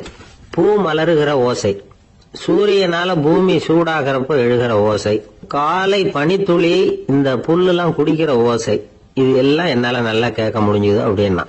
குருவுக்கு இப்பதான் திருப்தி ஏற்பட்டுதான். இளவரசனை பார்த்து சொன்னார், இந்த பாருப்பா, இப்பதான் நாட்டை ஆளுகிற தகுதி உனக்கு வந்திருக்குது அப்படின்னு சொல்லி அதுக்கு விளக்கமும் கொடுத்தாராம். எந்த அரசன் தன்னுடைய மக்களின் எதையும் பேசுகிற மௌன மொழிய, மௌன வார்த்தைகளை கேட்கிறானோ அவன் தான் ஆள தகுதி உள்ளவன். எந்த அரசன் தன்னுடைய மக்களின் உணர்ச்சிகளை உண்மையா உணர்றானோ அவன் தான் முதன்மையான அரசன். போலி வார்த்தைகளை மட்டும் கேட்டுட்டு பல மௌன ராகங்களை காதுல வாங்கிக்காதவன் அரசனே இல்லை. எந்த நாட்டுல எப்போ ஒரு அரசன் தன்னுடைய மக்களின் உணர்ச்சிகளை கேட்க மறுக்கிறானோ அன்னையிலிருந்து அந்த நாடு அழிய தொடங்குது அப்படின்னு அர்த்தம். இதுதான் அந்த குரு இளவரசனுக்கு போதிச்சது. வாயால பேசுறத மட்டும் கேட்டே அமரக்கூடாது, உணர்ச்சிகளையும் கேட்கறதுலதான் மனப்பக்குவம் உண்டாகும். மக்கள் உணர்ச்சிகளை புரிந்து கொள்ளாத அரசர்கள் நீடிச்சிருக்க முடியாது. அது மாதிரி நாடுகள்ல அடிக்கடி குழப்பம் தான் உண்டாகும். அப்படி இருந்தா அடிக்கடி ஆட்சி மாறிட்டு இருக்கும். அப்படிப்பட்ட ஒரு தேசம், அங்க ஒரு சிறைச்சாலையில 3 கைதிகள் பேசிக்கிட்டு இருந்தாங்க. ஒருத்தன் சொன்னா, நான் இந்த நாட்டு ராஜாவை எதிர்த்து பேசிக்கிட்டு இருந்தேன், அதனால என்ன புடிச்சு கொண்டாந்து இங்க போட்டுட்டாங்க அப்படின்னு ஒருத்தன். இன்னொருத்தன் சொன்னா, நான் இந்த நாட்டு ராஜாவை ஆதரிச்சு பேசிக்கிட்டு இருந்தேன், அதனால என்ன புடிச்சு கொண்டாந்து இங்க தள்ளிவிட்டாங்க அப்படின்னா. அது சரி, நீ என்ன தப்பு பண்ண அப்படின்னு சொல்லி 3வது ஆளை பார்த்து இவங்க கேட்டாங்க. அதுக்கு அந்த ஆளு சொல்றான், நான் தான் இந்த நாட்டு ராஜா அப்படின்னா. துருக்மேனியாவில் அஷ்காபாத் அப்படின்னு ஒரு நகரத்துல ஒரு புவியியல் விஞ்ஞானி இருந்தார். அவரு ஒரு நாய்க்குட்டி வளர்த்தார். ஒரு நாள் முன்னிரவு நேரம் ஒரு மேஜைக்கு முன்னாடி உட்காந்து அந்த விஞ்ஞானி ஏதோ கணக்கு போட்டுக்கிட்டு இருக்கிறார். அவருக்கு ஒரு சின்ன பெண் குழந்தை, அது தொட்டில தூங்கிட்டு இருக்குது. அந்த நாய்க்குட்டியும் ஒரு மூலையில படுத்து அது பாட்டுக்கு தூங்கிட்டு இருந்தது. ஒரே அமைதி. அந்த நேரத்தில் திடீர்னு அந்த நாய்க்குட்டி துள்ளி எழுந்திருச்சுது. நேராக குழந்தைகிட்ட ஓடிச்சு. அந்த குழந்தைய அது போட்டிருந்த ட்ரெஸ்ஸோட சேர்த்து கவ்வி தூக்குச்சு. தூக்கிக்கிட்டு வாசல் பக்கம் ஓடிச்சு. நாய்க்குட்டி குழந்தைய கவ்வி தூக்க முடியுமாங்கிற சந்தேகம் உங்களுக்கு இல்லையா? நீங்க நம்ம ஊர் நாய்க்குட்டியவே பார்த்து பழக்கப்பட்டிருக்கீங்க, அதனால நம்புறதுக்கு சிரமமா இருக்கும். அந்த ஊர்ல எல்லாம் அது ரொம்ப ஸ்ட்ராங்கா இருக்கும், ஒரு ஏதோ கண்ணுக்குட்டி மாதிரி இருக்கும். விஞ்ஞானி அதை பார்த்துட்டார். உடனே அந்த நாய்க்கு வெறி பிடிச்சிட்டுதுன்னு முடிவு பண்ணிட்டு தன்னோட கை துப்பாக்கி எடுத்துக்கிட்டு ஓடி வந்தார். அவர் வெளியில நாய்க்குட்டி எங்க அப்படின்னு பார்த்து தேடுறார். அந்த நேரத்தில் அந்த வீடு இடிஞ்சு விழுது. காரணம் பூமி அதிர்ச்சி. இப்படி பூமி அதிர்ச்சி உண்டாக போகுதுங்கிறது அந்த நாய்க்குட்டிக்கு முன்னாடியே தெரிஞ்சு போச்சு. அதுதான் குழந்தைய தூக்கிட்டு வெளியில ஓடி வந்திருக்குது. அது மூலமா அந்த குடும்பத்தையே காப்பாத்தி இருக்குது அந்த நாய்க்குட்டி. இந்த சம்பவம் நடக்கிறதுக்கு 3 நாளைக்கு முன்னாடியே சில பிராணிகளுக்கு இப்படி நடக்க போகுதுங்கிறது தெரிஞ்சிருக்குதான். ஆமாம், அந்த நகரத்தில் 3 நாளைக்கு முன்னாடியே பாம்பு, பல்லி இதெல்லாம் அது தங்கியிருந்த வலையை விட்டு வெளியில் ஓடி வந்துட்டுது. அதே மாதிரி அங்கிருந்த புறாவெல்லாம் பறந்து போயிடுச்சான். இதே மாதிரி யுகோஸ்லோவியாவில் கூட ஒரு நகரம், அங்கே ஒரு நாள் ராத்திரி ஒரு மிருக காட்சி சாலையில் திடீர்னு ஒரு பெரிய கலவரம், கூச்சல், குழப்பம். அங்கே இருந்த கழுதை, புலி, யானை, பறவை எல்லாம் கண்ணாபின்னான்னு கத்த ஆரம்பிச்சுட்டுது. நீர் யானை அதுக்குன்னு போடப்பட்டிருந்த தடுப்பையே தாண்டி குதிச்சு வெளியில் வந்துட்டுதான். மறுநாள் தான் எல்லாருக்கும் விஷயம் புரிஞ்சுது. அடுத்த நாள் காலையில் அங்கே பூமி எதிர்ச்சி உண்டாயிட்டுது. இப்போ பாருங்க, அதாவது மனுஷனை போய் தீர்க்க தரிசி அது இதுன்னு சொல்லிட்டு இருக்கிறோம். இவனை விட அது பரவாயில்லைன்னு தோணுது. அதாவது மிருகங்கள் ஒன்று நடக்க போகுதுங்கிறத முன்னாடியே புரிஞ்சுக்குதே. சரி, இதெல்லாம் எப்படி அது முன்கூட்டி புரிஞ்சுக்குது? அதுதான் படைப்பு ரகசியம். அதை கண்டுபிடிக்கிறதுக்கு தான் மனுஷன் ஆராய்ச்சி பண்ணிட்டு இருக்கிறான். விஞ்ஞானிகளோட ஆராய்ச்சியெல்லாம் ஒரு பக்கம் இருக்கட்டும், வீட்டுக்குள்ளேயே சில ஆராய்ச்சி பண்ணி பாருங்களேன். இப்போ சில யோசனை சொல்லி அதை சோதனை பண்ணி பாருங்க அப்படின்னு ஒருத்தர் சொன்னாராம். அதாவது இப்போ மழை வருமா வராதா அப்படின்னு தெரிஞ்சுக்கணுமா, உடனே ஒரு பூனைக்குட்டி பின்னாடியே மெதுவாக போய் அது என்ன செய்யுதுன்னு கவனித்து பார்க்கணும். பூனைக்குட்டி தன்னோட பாதத்தினால சுகத்தில் அப்படி கீறிக்கிட்டு இருக்கும். அப்படி கீறினா கண்டிப்பாக மழை வரும். சில சமயம் பூனைக்குட்டி அப்படி மல்லாந்து படுத்துக்கிட்டு பாதத்தை உயர தூக்கும், அப்படியும் இப்படியும் புரளும். இப்படி செஞ்சதுன்னா அன்னைக்கும் மழை இருக்காது. அதனால் முன்னாடி இருந்தது மழை வர்றதுக்கு அறிகுறி, இது மழை இல்லைங்கிறதுக்கு அறிகுறி. பறவைகள், பிராணிகள் இதுகளோட நடவடிக்கைகளை பார்த்துட்டு அதையெல்லாம் அடிப்படையாக வச்சு தான் காலநிலையை கண்டுபிடிக்கிற கருவிகளை கண்டுபிடிச்சிருக்கிறாங்க. வாத்து இருக்குல்ல, சில சமயம் தன்னோட அழகை தன்னோட இறகுகளில் அப்படியே புதைச்சிக்கும். அப்படி செஞ்சால் குளிர்காலம் வரப்போகுதுன்னு அர்த்தம். பருவநிலை குளிராக மாறப்போகுதுங்கிறதுக்கு இதுதான் அறிகுறி. சிட்டுக்குருவி இருக்குதுல்ல, அதெல்லாம் புழுதியில் உழுந்து புரளும், சிறகுகளை படபடன்னு அடிச்சுக்கும். அப்படி செஞ்சால் மழை வரப்போகுதுன்னு அர்த்தம்.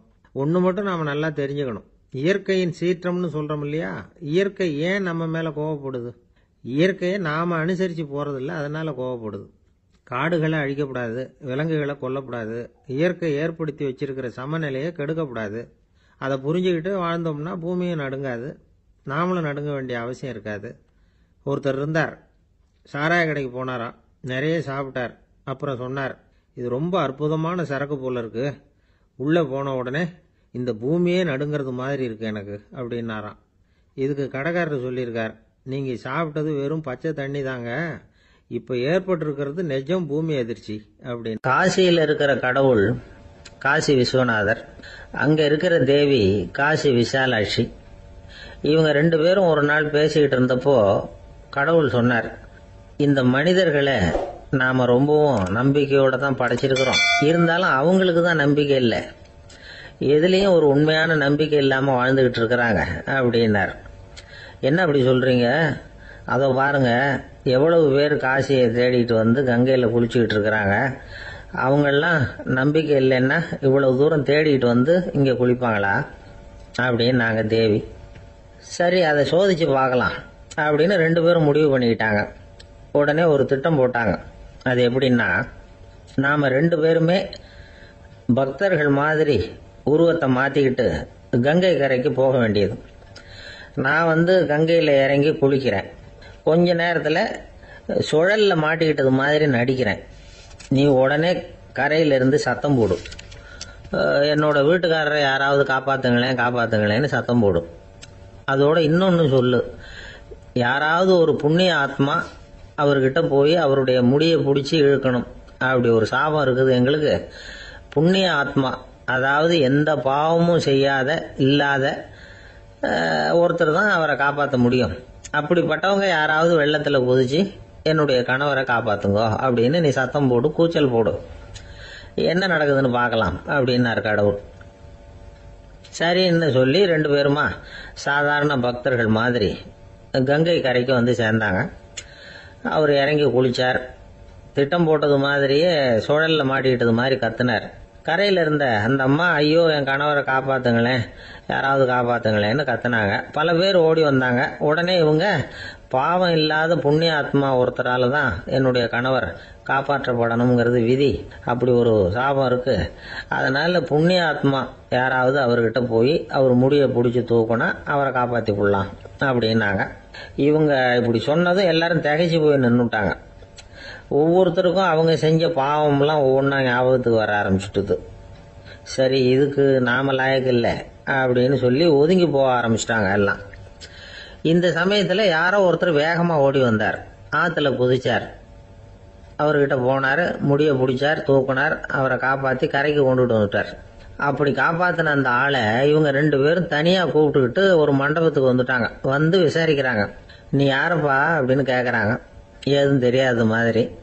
நான் இந்த ஊர் அன்ன சத்திரத்துல வேலை செய்யற ஒரு சமையல்காரன் அப்படிங்கிறார். நீ வந்து கங்கையில குளிக்கிறது உண்டான்னு கேட்டிருக்காங்க. நான் இந்த ஊர்லயே தான் இருக்கிறேன், இருந்தாலும் தினமும் கங்கையில குளிக்கிறது இல்ல, எப்பாவது ஒரு நாள் அங்க குளிப்பேன் அப்படின்னார். கங்கையில மூழ்கி எழுந்திரிச்சா பாவம்லாம் தொலையும்னு சொல்றாங்க.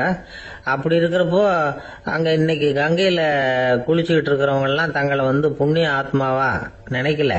கங்கையில குளிக்காத நீ உன்னை வந்து புண்ணிய ஆத்மாவா நினைச்சு என்னை காப்பாத்த வந்திருக்கிற, அது எப்படி அப்படின்னு கேட்டார்.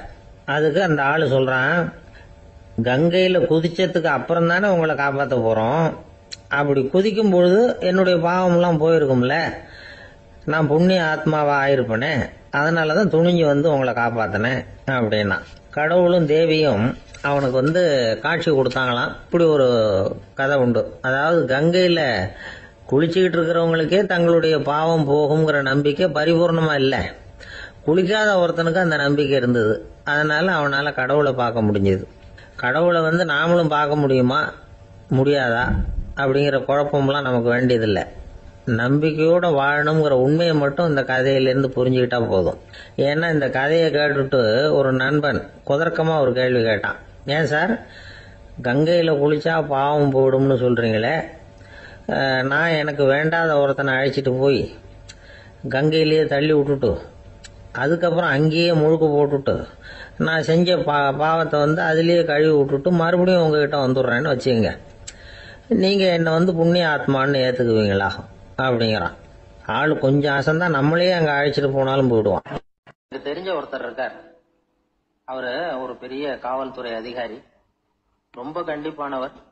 அவரை கண்டாவே எல்லாரும் பயப்படுவாங்க. அப்படிப்பட்டவர் வீட்டுக்கு போனா அப்படியே அடியோட மாறிடுவார். அங்க போய் பாத்தீங்கன்னா குழந்தைகளோட குழந்தையா அவர் விளையாடிக்கிட்டு இருப்பார். அலுவலக சமயத்துல பாத்தீங்கன்னா குதிரை முதுகுல அவர் உட்கார்ந்துருப்பார். வீட்டுல பாத்தீங்கன்னா அவர் முதுகுல குழந்தை உட்காந்துருக்கும். அவரு குதிரை மாதிரி போயிட்டு இருப்பார். இது எப்படிங்க முடியுது உங்களால அப்படின்னு கேட்டாங்க. அது ஒண்ணுமில்ல, இங்க வீட்டுக்கு வந்த உடனே என்னோட மனசை தனியா எடுத்து வச்சிருவேன் அப்படின்னார். அது என்னங்க உங்க சட்டப்பயிலியா இருக்குது மனசு, அது தனியா எடுத்து வைக்கிறதுக்கு அப்படின்னு கேட்டாங்க. அப்படி இல்லைங்க, இது ஒரு பயிற்சி, மனப்பயிற்சி, அவ்வளவுதான் அப்படின்னார்.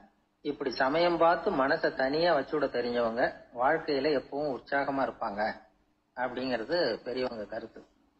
ஒரு டாக்டர் ஆஸ்பத்திரியில இருக்கிற வரைக்கும் டாக்டரா இருக்கலாம். அவர் மனைவிகிட்டையும் அவர் டாக்டரா இருக்க வேண்டிய அவசியம் இல்லை. ஒரு வக்கீல் வந்து கோர்ட்ல இருக்கிற வரைக்கும் வக்கீலா இருக்கலாம். வீட்டுக்கு வந்ததுக்கு அப்புறமும் வக்கீலா இருக்க வேண்டிய அவசியம் கிடையாது. வீட்டுல வந்து குழந்தைகள் கிட்ட விளையாடும் பொழுதும் அதுகள் கிட்ட ஃபீஸ் கேட்டுட்டு இருக்க கூடாது. நாம எப்படி இருக்கணும்னு பெரியவங்க சொல்றாங்கன்னா, மனசோட சேரப்படாதான். அப்படி சேராம வாழ்க்கையை கவனிக்கணுமா. மனசை அப்படியே தனியா எடுத்து பக்கத்துல வச்சுடணும். அப்படின்னா அதை அப்படியே தூக்கி எறிஞ்சுடு அப்படின்னு அர்த்தம் இல்லை. ஏன்னா மனசுங்கிறது நமக்கு உபயோகப்படக்கூடிய ஒண்ணுதான். எப்ப எப்போ அது தேவையோ அப்பப்போ எடுத்து உபயோகப்படுத்திக்கணும். தேவைப்படுறப்போ எடுத்து கண்ணாடியை மாட்டிக்கிறோம்ல, படிக்கும் பொழுது கண்ணாடி தேவைப்படுதோ எடுத்து மாட்டிக்கிறோம் இல்லையா, அது மாதிரி கணக்கு போடுறதுக்கு மனசு தேவை. கடைக்கு போய் ஒரு பொருள் வாங்குறோம், காசு கொடுக்குறோம், மீதி சில்லறை சரியா இருக்கா அப்படின்னு எண்ணி பார்த்து வாங்க வேண்டியிருக்கு. அந்த சமயத்துல மனசை எடுத்து தனியா வச்சுட்டேன் அப்படின்னு சொல்லிட்டு இருக்க கூடாது. பரீட்சைக்கு படிக்க வேண்டியிருக்குது, படிச்சதையெல்லாம் அப்படியே நினைவுல வச்சுக்க வேண்டியிருக்கு. அந்த சமயத்துல மனசை தூக்கி எறிஞ்சுட்டேன் சார் அப்படின்னு சொல்லிட்டு இருக்க கூடாது. அப்படி சொன்னா பரீட்சை நம்மளை தூக்கி எறிஞ்சிடும். அதனால தேவைப்படுறப்போ மனசை உபயோகப்படுத்தணும், தேவையில்லாதப்போ அது தனியா ஓய்வு எடுத்துக்க விட்டுடணும். இப்படி நாம பழக்கப்படுத்திக்கிட்டா வாழ்க்கைங்கிறது நமக்கு புதுசா தெரியுமா. மனசுக்கும் ஒரு சக்தி கிடைக்கும். எந்திரங்களுக்கு ஓய்வு கொடுக்கற மாதிரி மனசுக்கும் ஓய்வு கொடுக்கணும், இல்லைன்னா அது களைச்சு போயிடும். குழந்தைகள் மனசை சுமந்துகிட்டு இருக்கிறது இல்ல. இது முதியவர்கள் குழந்தைகள் கிட்டே இருந்து கத்துக்க வேண்டிய ஒரு பாடம். ஆனாலும் இந்த கால குழந்தைகள் கிட்ட ரொம்ப எச்சரிக்கையா இருக்க வேண்டியிருக்கு. ஒரு தாத்தாவும் பேரனும் விளையாடிக்கிட்டு இருக்கிறாங்க. தாத்தா எனக்கு சைக்கிள் ஓட்ட கத்து கொடு அப்படிங்கிறான் பேரன். சைக்கிள் உயரம் கூட இல்ல, அதுக்குள்ள சைக்கிள் ஓட்டணுமா அப்படின்னாரு தாத்தா. ஏன் தாத்தா, ரயில் ஓட்டுறாரு, அவர் என்ன ரயில் நீளமா இருக்கார் அப்படின்னு கேட்டானா அந்த பையன். ஆந்திர நாட்டுல ஒரு அரசர் இருந்தார். அந்த அரசர்கிட்ட ஒரு அமைச்சர் இருந்தார். அந்த அமைச்சர் பேரு ராயண பாஸ்கர்.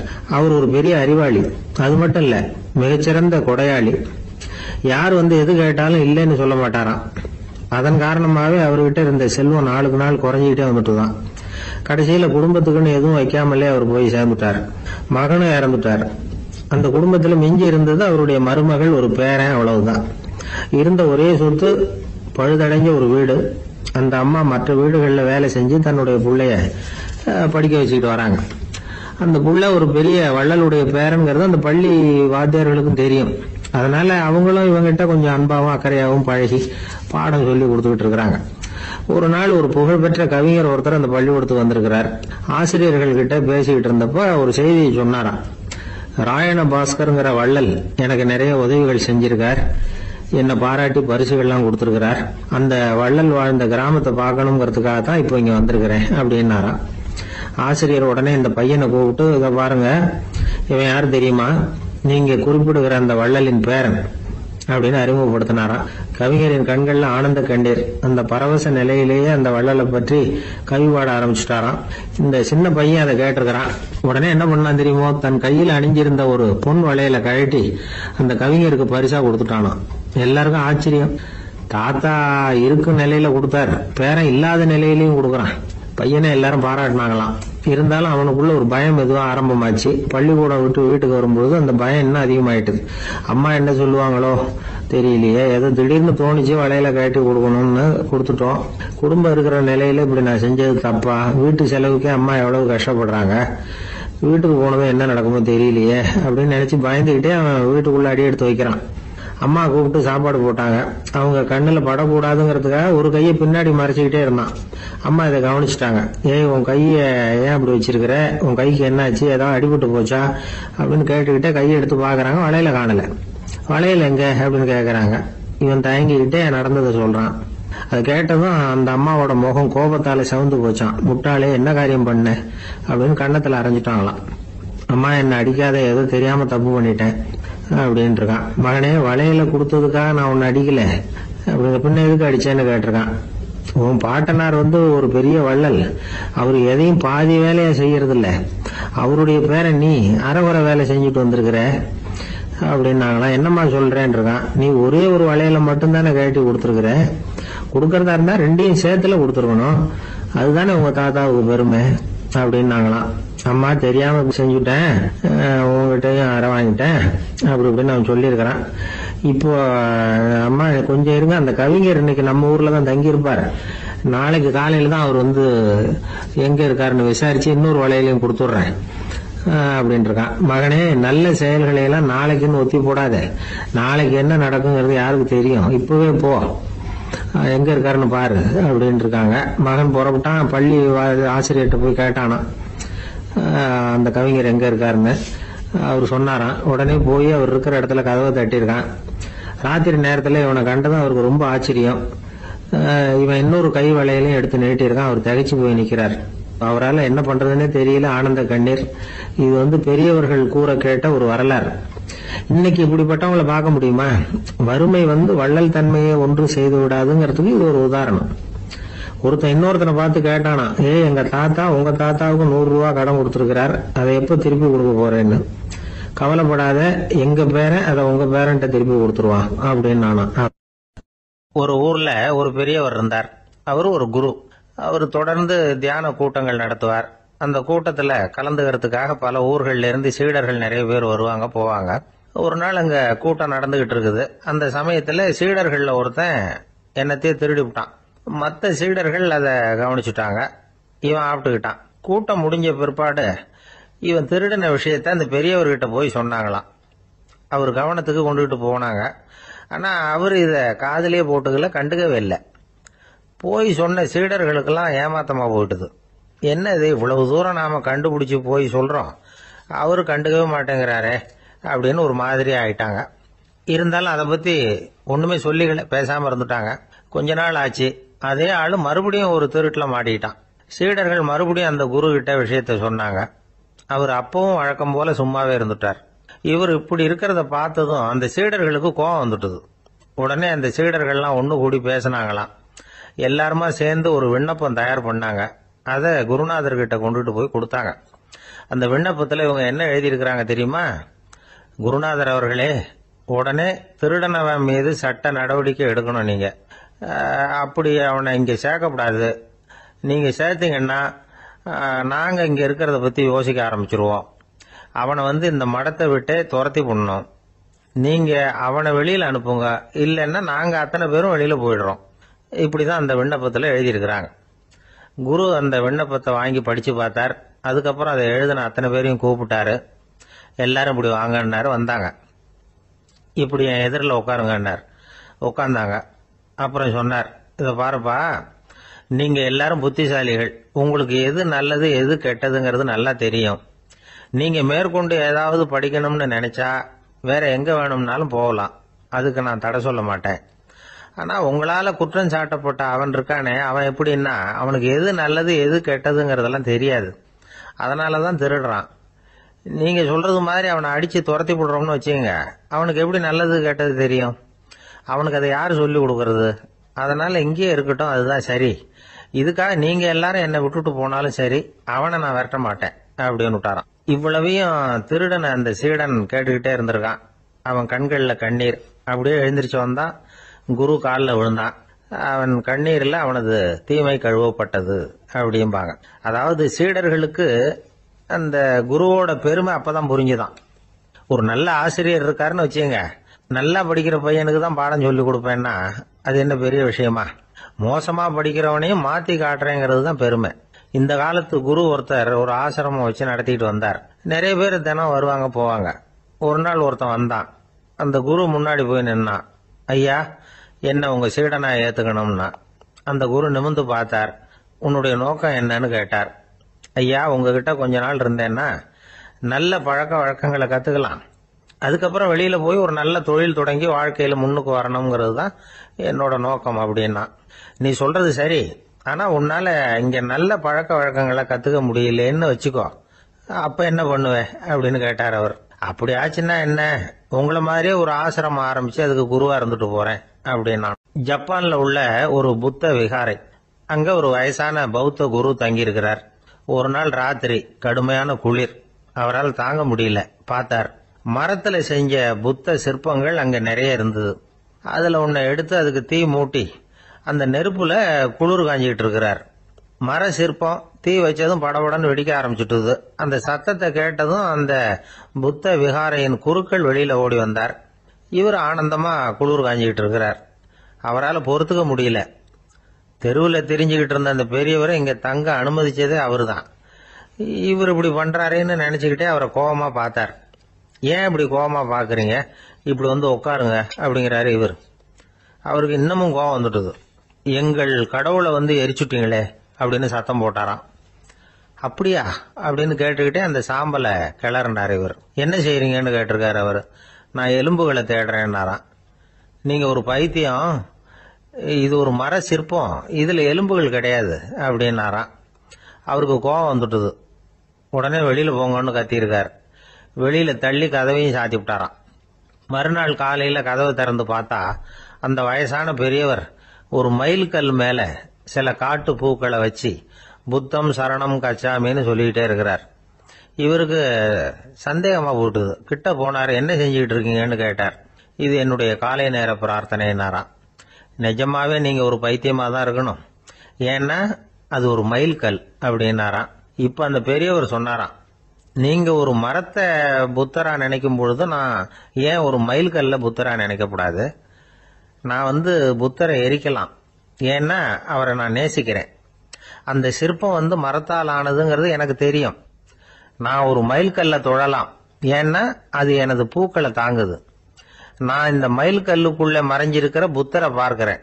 யாராவது ஒரு சிற்பி இதை சிலையாக்கினாதான் நீங்க புத்தரை பார்க்க முடியும். அன்னைக்கு ரொம்ப குளிரா இருந்தது. நான் எனக்குள்ள இருக்கிற புத்தரையும் பாதுகாக்கணும். உள்ளே இருக்கிற புத்தரை காப்பாத்துறதுக்காக வெளியில உள்ள புத்தரை எரிக்கலாம், அதுல ஒன்றும் தப்பு இல்லை. அது அவருடைய போதனையிலேயே இருக்கு. உனக்குள் ஜோதியாக இரு அப்படிங்கிறது அவருடைய போதனை. என்னுடைய புத்தர் குளிர்ல நடுங்கிட்டு இருந்தார். அந்த மர சிற்பங்கள் வெயில் மழையில உணர்ச்சி இல்லாம இருந்தது, அதனால அப்படி பண்ணினேன். ஆனா நீங்க என்ன பண்ணீங்க? நான் ஒரு மர புத்தரை எரிச்சதுக்காக உயிருள்ள புத்தரை வெளியில தள்ளி கதவை சாத்தினீங்க அப்படின்னாராம் அந்த பெரியவர். உண்மையான பக்திங்கிறது இதுதான். அதாவது உனக்குள் ஜோதியாக இரு அப்படின்னு புத்தர் சொன்னார் இல்லையா, அது மாதிரி தனக்குள் ஜோதியாக இருக்கிற இந்த காலத்து ஆசாமிகள் நிறைய பேர் உண்டு. எப்பவும் போதையிலேயே இருக்கிறவங்க. ஒரு நாள் நடு ராத்திரி ஒரு மது கடையில ஒரு ஆள் அங்குள்ள சிப்பந்திகள் கிட்ட கேட்டுட்டு இருக்கிறான். மறுபடியும் இந்த கடை எப்போ திறப்பாங்கன்னு கேட்டானா. நாளைக்கு காலையில 8 மணிக்கு திறப்பாங்க அப்படின்னு நானா அங்க இருந்த ஆள். அவன் திருப்பி திருப்பி அதையே கேட்டுக்கிட்டு இருக்கான். இவனுக்கு பதில் சொல்லி சொல்லி அலுத்து போச்சு. அதான் சொல்றேன் ஐயா, நாளைக்கு காலையில வா அப்படின்னாங்களாம். அதுக்கு இவன், நான் வர்றதுக்காக கேட்கலையா, நேத்திக்கு வந்தவன் உள்ளேயே மாட்டிக்கிட்டேன், வெளியில போறதுக்காக கேட்டேன் அப்படின்னு. ஒரு விவசாயி விதைக்கிறதுக்காக வயல்வெளி பக்கம் போறார். விதைகளை அள்ளி வீசினார். அப்ப என்ன ஆச்சுன்னா, சில விதைகள் பாதை ஓரத்துல விழுந்தது, சில விதைகள் முள் செடிகள் மண்டி இருந்த புதருக்கு இடையில விழுந்தது, சில விதைகள் நல்ல நிலத்துல விழுந்தது. பாதை ஓரத்துல விழுந்த விதை என்ன ஆச்சுன்னா, அதெல்லாம் பறவைகள் கண்ணில் போட்டுட்டுது. உடனே உட்காந்து கொத்தி தின்னுட்டு போட்டுது. அதிகமா மண் இல்லாத பாறை பகுதியில் விழுந்த விதையெல்லாம் லேசா வேர் விட்டு முளைக்க ஆரம்பிச்சுது. அதுக்கப்புறம் வேர் கீழேயும் ஆழமா போக முடியல, மேலேயும் சூரிய வெப்பம் அதிகம் தாங்க முடியல, எல்லாம் காஞ்சி கருகி போட்டுது.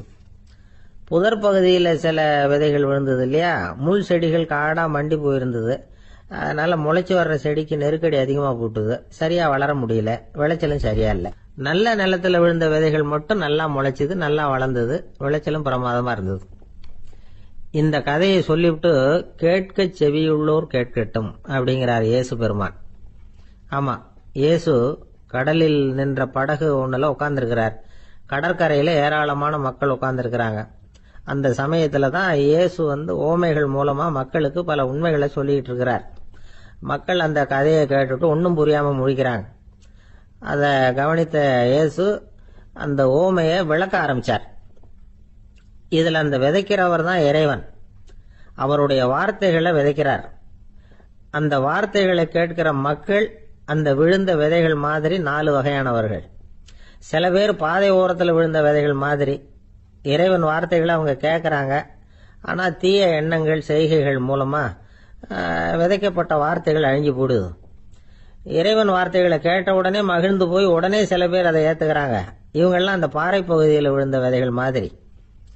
அதனால இவங்கெல்லாம் வேறு இல்லாதவங்க. கொஞ்ச காலத்துக்கு இறை வார்த்தைகளுக்கு கீழ்ப்படிந்து நடப்பாங்க. அதனால ஏதாவது இடைஞ்சல் ஏற்பட்டா உடனே தடுமாறுவாங்க. தங்கள்கிட்ட இருக்கிற நல்ல பண்புகளை விட்டுட்டு பாவ வழிகளுக்கு போயிடுவாங்க. முள் செடிகளுக்கு இடையில விழுந்த விதைகள் மாதிரி உள்ளவங்க யாருன்னா, இவங்களுக்கு உலக கவலை உண்டு, செல்வத்தின் மீது மயக்கம் உடையவர்கள். உலக ஆசைகள் இவங்களுக்குள்ள பூந்துடுறதுனால அங்க இருக்கிற நல்ல பண்புகள் மறைஞ்சு போயிடுது. அதனால அவங்களும் உபயோகம் இல்லாதவங்களா ஆயிடுறாங்க. நல்ல மனிதர்கள் நல்ல நிலத்துல விழுந்த விதைகளுக்கு ஒப்பானவர்கள். இவங்க இறை வார்த்தையை கேட்கறாங்க, அதை ஏத்துக்கிறாங்க, அவங்களும் நல்லபடியா வாழறாங்க, அடுத்தவங்களுக்கும் உபயோகமா இருப்பாங்க. இதுதான் இயேசு சொன்ன விளக்கம். நல்ல வார்த்தைகளை கேளுங்கள், நல்ல வார்த்தைகளை ஏற்றுக்கொள்ளுங்கள், அடுத்தவங்களுக்கு உபயோகமா இருங்க. இதுதான் பெரியவங்கள்லாம் நமக்கு சொல்லுகிற உபதேசம். ஒரு அப்பா தன்னுடைய மகனுக்கு உபதேசம் பண்ணார். இத பாருப்பா, நல்ல வார்த்தைகளை கேட்கணும், எப்போதுமே மகன் அப்பா பேச்ச கேட்கறது நல்லது அப்படின்னாராம். நீ ஏதாவது ஒரு தப்பு பண்ணா என் தலையில ஒரு முடி நரைச்சி வெள்ளையா போடும்பா, நீ செய்யற ஒவ்வொரு தப்புக்கும் என் தலையில ஒவ்வொரு முடி வெள்ளையாயிடும் அப்படின்னாராம்.